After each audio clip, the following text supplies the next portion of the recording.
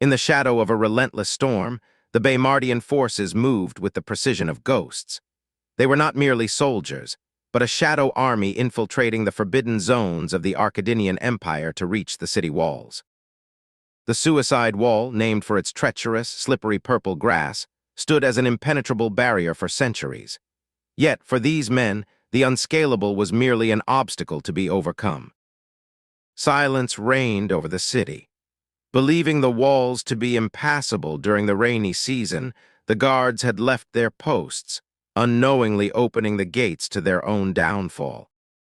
The infiltrators moved deep underground, navigating a forgotten network of tunnels. Their mission was clear: reach the heart of the estate and corner their target before the dawn broke.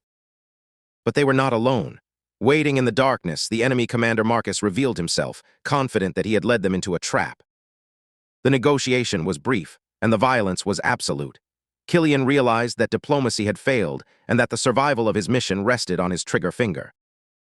With his target eliminated, Killian secured the intelligence. The path to the estate was open, and the rest of the team pushed forward into the rainy night.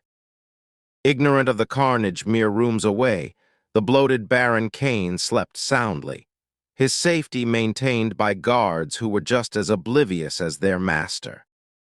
Death had arrived. He moved with a grace that turned the night itself into a weapon, closing in on the sleeping Baron with lethal intent. The battle for the Baron was as ridiculous as it was violent. Despite the clash of steel and the spill of blood, the tyrant remained trapped in his nightmare, unable to wake. The dream ended in a cold, metallic reality. Bound and gagged, the Baron was dragged from his throne, his reign of fear collapsing under the weight of the night. Months passed, and the storm of war gave way to the warmth of summer. Across the continent, Baymard continued to rise, its influence spreading like a tide.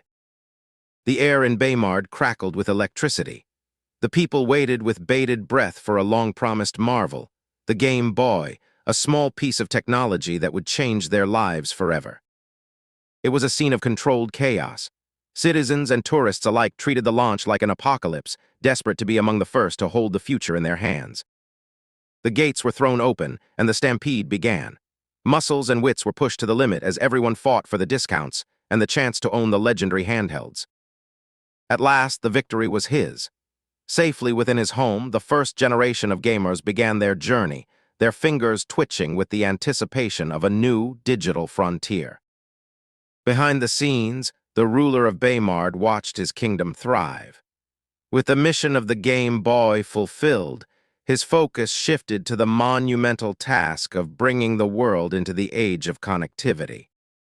A king who walked among his people, Landon moved with purpose, preparing for the next crucial meeting that would shape the infrastructure and safety of his growing empire. The strategy was rigorous.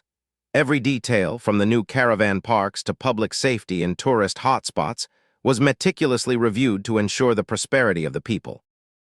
While the nation progressed, the youngest princess led her own life of luxury and confusion, caught in the endless, well-meaning tug-of-war of her dedicated nanas. She was not merely a child. She was a reincarnated soul with a drive that defied her tender age.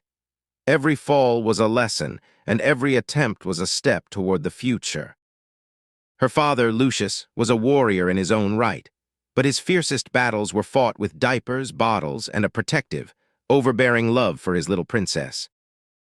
Meanwhile, the shadow of danger loomed over the diplomat Henry. Having narrowly survived an assassination attempt, he felt the walls closing in, uncertainty gnawing at his peace. In the hidden corners of the noble districts, the mastermind Ashenara plotted, counting the days until her plans would come to fruition. She was playing a dangerous game, one that required patience and blood.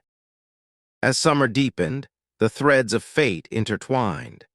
From the simple joys of a child learning to walk to the grand designs of empires, the story of Baymard was only just beginning.